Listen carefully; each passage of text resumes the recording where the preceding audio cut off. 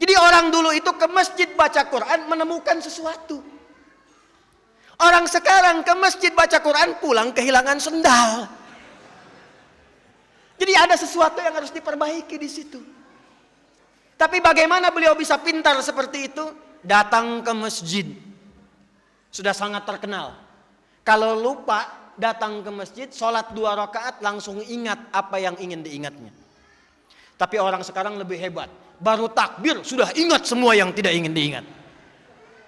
Itu kata Nabi itu.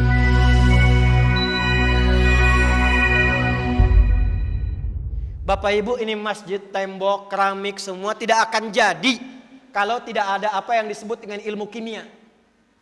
Ramu semennya. Bagaimana supaya padat? Ilmunya kimia. Siapa yang menemukan kimia itu? Siapa yang menemukan atomnya? Anak-anak SMA sekarang taunya John Dalton.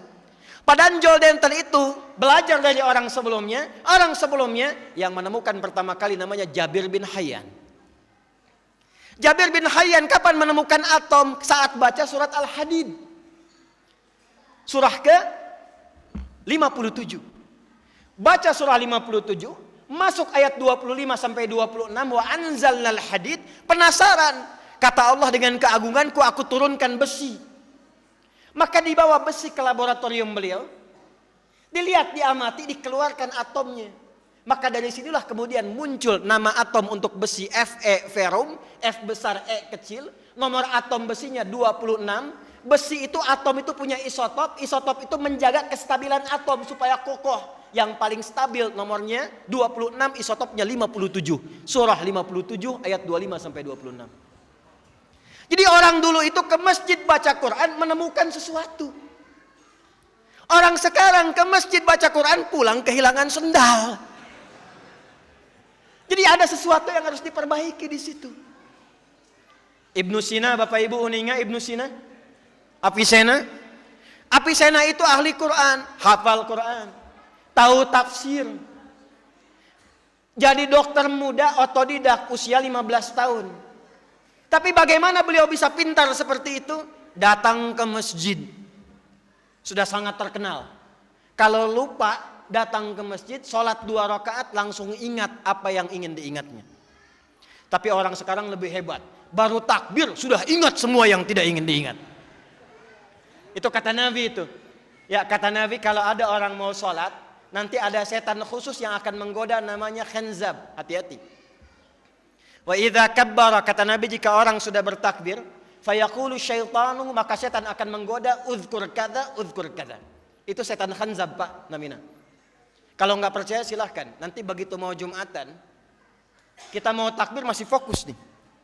Tapi begitu mulai takbir, Allahu Akbar.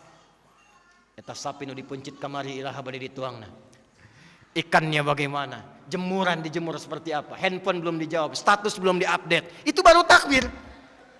Hatta la yash'ural musalli kam raka'atan yusalli. Sampai ada orang yang sholat lupa berapa rakaat dia sedang menunaikan sholatnya. Ada yang begitu? Ada yang begitu? Tuh wajah-wajahnya banyak tuh. Jadi orang dulu itu masuk masjid dapat sesuatu. Imam Al-Bukhari kenal?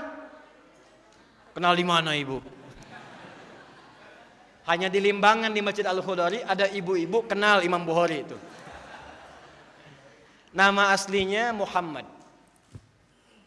Nama aslinya siapa? Punya bapak namanya Ismail.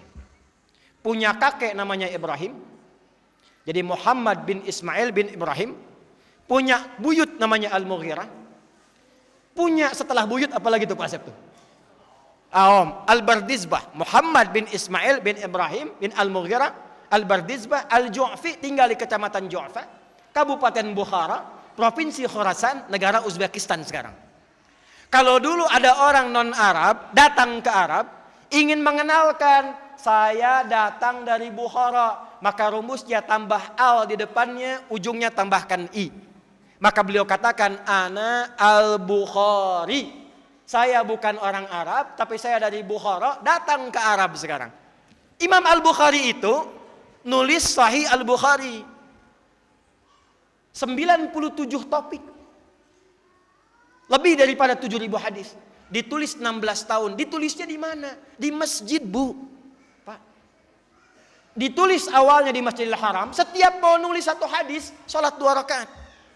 Sholat 2 rakaat. Selesai sholat, kalau merasakan Allah memberi taufik, tulis satu hadis. Kitab Bad'ul Wahyi, hadisnya ini. Disempurnakan di Masjid Nabawi.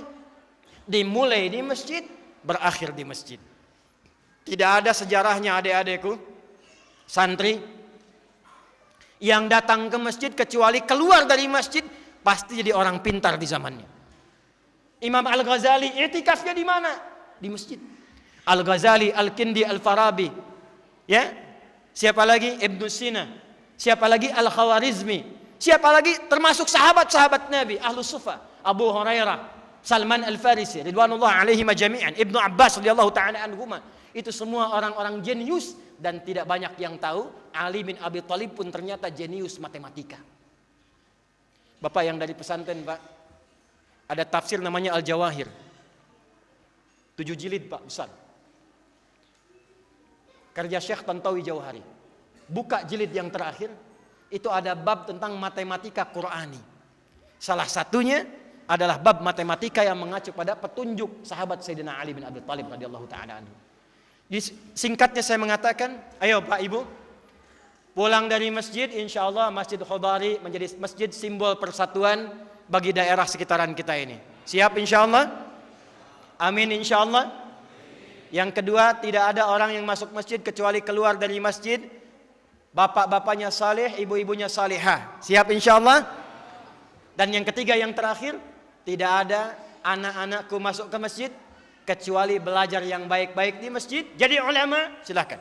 Ahli Quran, silahkan. Ahli tafsir, silahkan. Umum, silahkan. Insya Allah dari masjid ini kita tunjukkan pada dunia akan ada anak-anak bangsa yang memakmurkan negara kesatuan Republik Indonesia, dan pancarannya insya Allah dari kaki bukit ini, dari Masjid Al-Khudari, dan mudah-mudahan pahalanya mengalir kepada siapapun yang berkontribusi menghadirkan masjid mulia ini.